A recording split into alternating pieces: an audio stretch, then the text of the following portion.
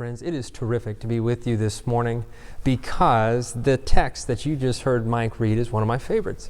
And that doesn't mean we're going to be here longer today, but it's one of my favorites because it was one of my first memory verses that I was ever given.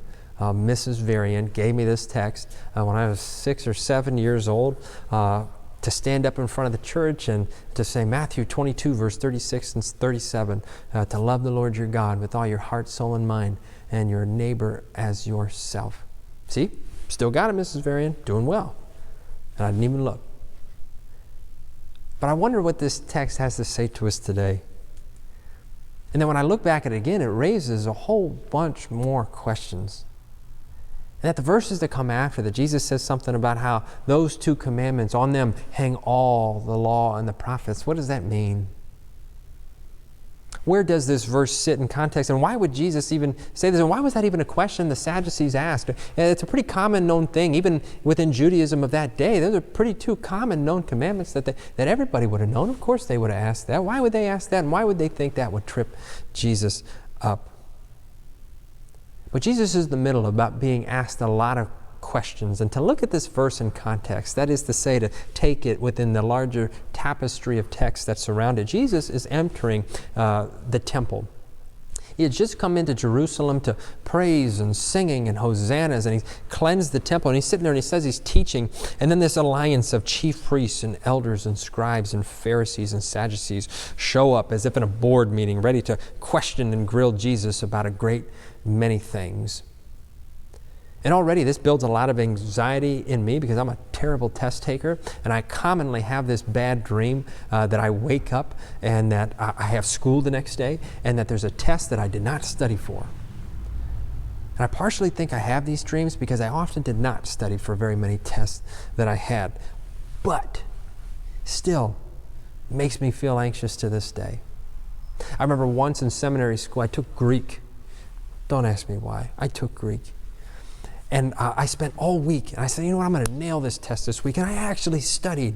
I studied hard. And I had written my vocabulary words with bathroom crayons on the wall as I bathed James and Luke. And I was memorizing my words. And I got into that test, and I was so confident that I was going to get all of my vocabulary words. And that test got slammed down on the desk. And you know what? I studied the wrong week's vocabulary words. And that common saying that says that it's all Greek, to me, it was all Greek, and I had no idea what it said.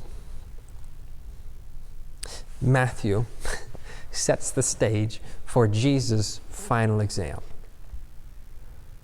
On a very serious level, Jesus' final exam before they take him to the cross, it almost gives us and it provides the context for why they do it.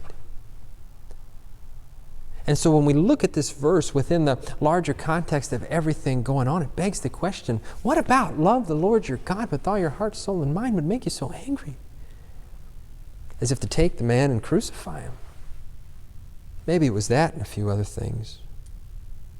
But Matthew sets the stage for Jesus' final exam. He says that he's teaching and he's preaching. He's got all the folks around him in the temple, and then the chief priests and the elders and the scribes and the Pharisees and the Sadducees are going to come at him with all kinds of questions. They're angry, mad, maybe a little bit jealous inside, maybe seeing all the people didn't like some of the things he did, didn't like some of the things he said, but they were afraid because they knew that the people liked him, and so they needed to do something as if to connive their way into turning the crowd against Jesus. Something we know later that they would do successfully. So they're going to start asking questions little by little like this as Jesus begins to teach. You know, Jesus, by whose authority do you even do or say any of these things? Jesus, is it lawful to pay taxes, as if to raise one of the hot-button political issues of that day? Jesus, I don't believe there's a resurrection. You know, well, what if a woman, you always got to love those what if hypothetical questions because someone's always leading you somewhere. But they ask, you know, what if a woman, she was married to the older brother, but he dies, and then she goes to the next brother, and there were 7 brothers, but by the time they get to the last one, and he dies, who does she belong to in heaven, Jesus? I feel for Jesus. The questions, certainly, as Matthew frames the text, don't seem sincere. They seem to be leading questions as if to try to entrap him. Jesus, what's the greatest commandment? Which one tops the most? This one will get him. Verse 34 even reads, when the Pharisees heard that he had silenced the Sadducees, they, as if to say the two groups, gathered together. We're going to come up with the best one we can. Which one's the greatest, Jesus? Which commandment is the greatest? Jesus is going to combine two. Love the Lord your God with your heart, soul, and mind from Deuteronomy 6:5. And then uniquely, Jesus is going to pull Leviticus 19:18, to love your neighbor as yourself. And even within that context, that commandment comes to us as if to say, we don't hold any animus, we don't hold hostility within our heart about those around us.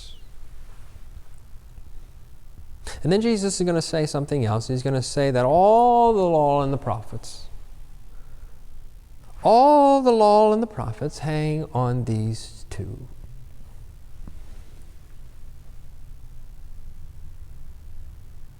You shall love your neighbor as yourself. On these two commandments hang all the law and the prophets. I know I've emphasized that a few times, and you may be wondering why, but the truth is, many times we get the popular kids story about how the 10 Commandments came down, but most rabbinic scholars would tell you that there were 613 commandments, 613 laws to be followed. Jesus even includes the prophets, as if to say Isaiah and Nehemiah and Elisha, all of them, Ezekiel, Job, all of them, everything that they say, hang on these two. That's a heavy weight.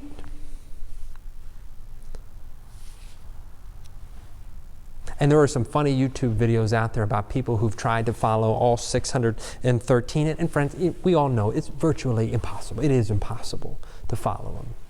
But question,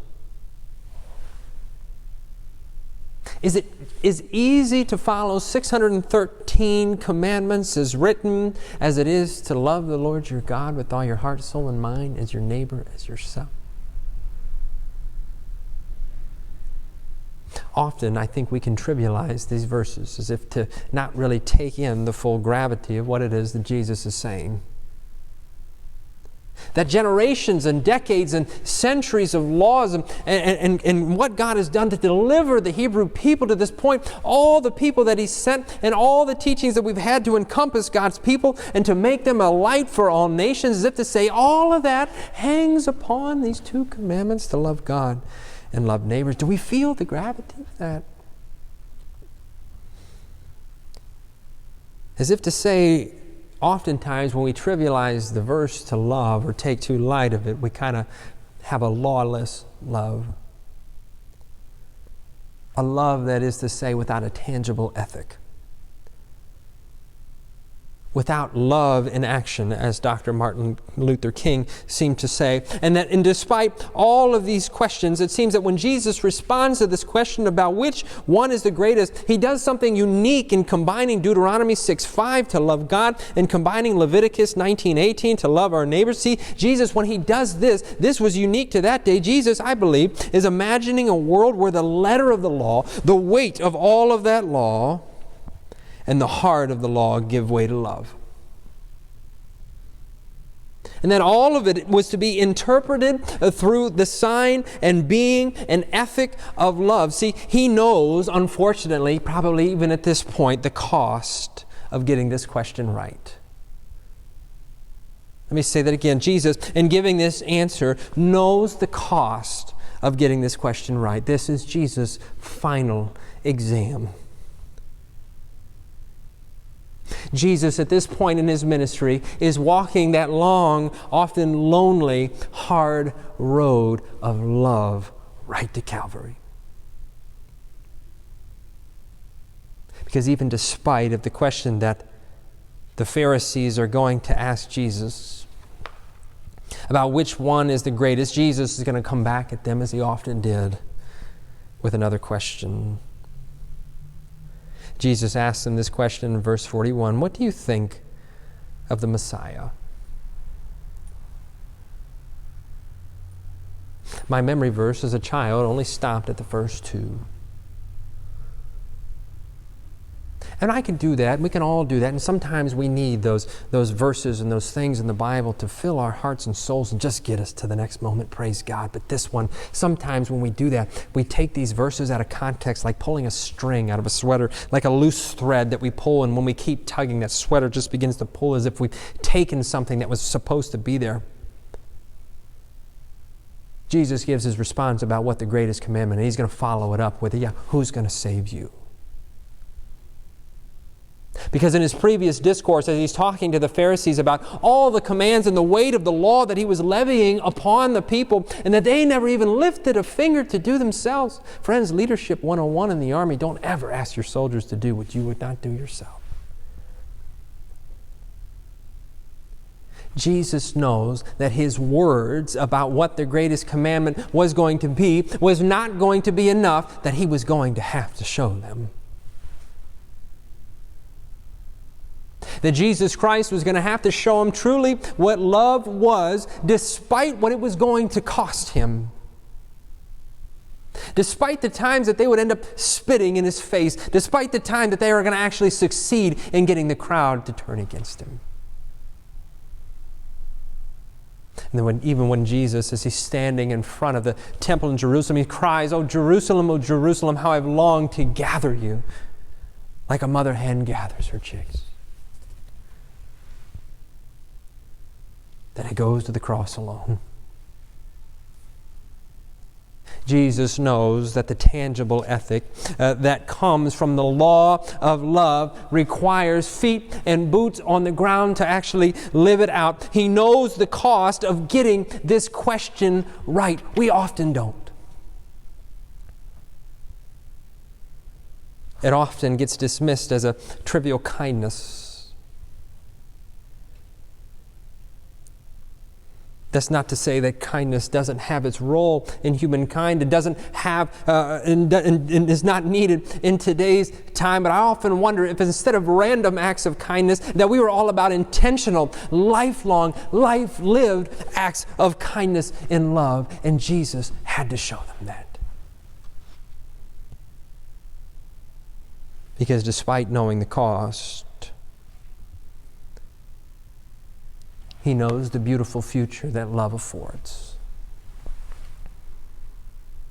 Friends, all of our sin, all of our shortcomings, all of our divisions in this time come from our inability and our lack of capacity to love. Our inability to carry the weight of the law and the prophets, even in just those two commandments. But that's where grace comes in. And not a cheap grace, and not a cheap grace that's just given without cost, but a grace that cost a man his life. The grace of a love lived out. Lived out all the way to the cross and all the way to Easter Sunday. Friends, I often, sometimes downtown, feel all too much the weight, and all of us in our own ways feel the weight of love on our shoulders. That is to say, to hear the cry of all of those people out there who just need more of it, who are starved for a lived love in this world, an actual, tangible ethic of love. We pour out and we pour out and we give and we give.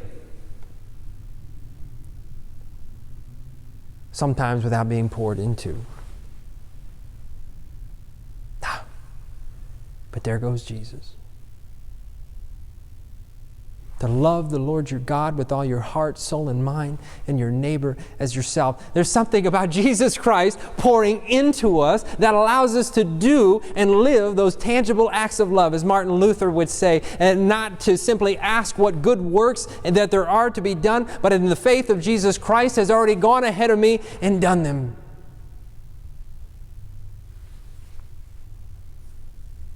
Yeah, we got it, friends. Love is not always the happy and easy thing for us to live by. Love sometimes is hard. Love sometimes requires us to do things we would not want to do, to ask us to carry burdens that we otherwise would not want to carry. But the love Jesus Christ shows us that we have somebody with us to help us carry those burdens. And thanks be to God for the grace of Jesus Christ that is with us and empowers us to carry those burdens together and in partnership with Him. And friends, may God give us the strength, both this day and every day, to live tangibly His ethic of love, to love the Lord our God with all of our heart, soul, and mind, and our neighbor as ourself, knowing the future that love affords.